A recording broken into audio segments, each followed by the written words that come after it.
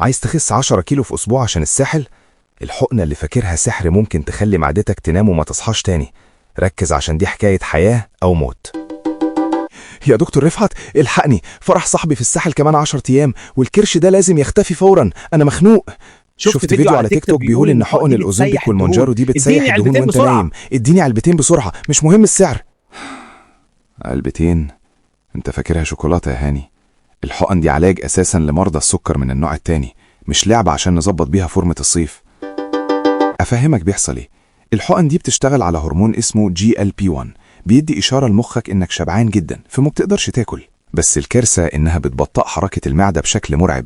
لو أخدتها عشوائي ممكن يحصل لك خزل معدي، يعني شلل تام في المعدة، والأكل يفضل مركون ويعفن جواك. ومش بس كده، النزول السريع ده ما بيكونش دهون بس، ده بياكل من كتلتك العضلية، يعني هتخس ويبقى جسمك مترهل ووشك شاخب وعجوز، وهو ده اللي بيتسمى بأوزمبيك فيس. وأول ما تبطل الحقنة دي لأنك ما عملتش نظام حياة صحي، شهيتك هتتفتح أضعاف ووزنك هيرجع أكتر من الأول في لمح البصر. طب أعمل إيه يا دكتور؟ أنا جربت دايت كتير وفشلت. التخسيس الصحي رحلة مش حقنة يا هاني.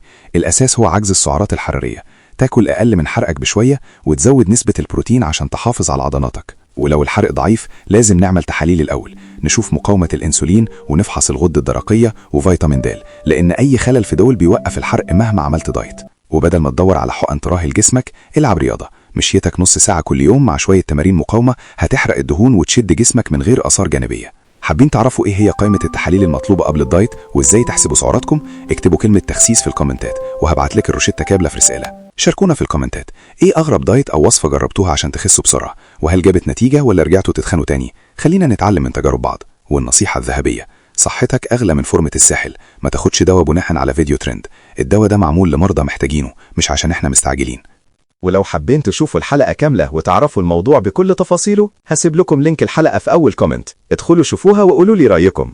خلصت حكاية النهاردة. أنا دكتور رفعت، تابعوني لأن ورا كل دواء حكاية.